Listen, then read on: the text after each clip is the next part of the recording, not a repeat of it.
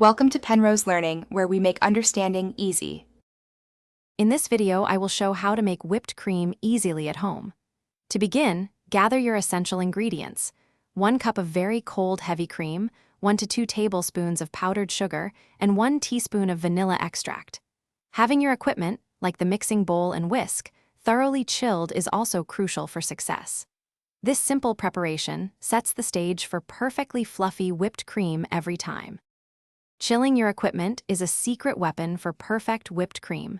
Take your metal mixing bowl and whisk attachment and place them in the freezer for about 15 minutes. This ensures everything is very cold, which is vital because cold cream whips up much faster and holds its airy texture better. It truly makes a significant difference in the final consistency.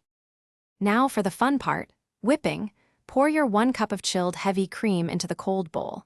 Begin whipping on a low speed, then gradually increase to medium-high.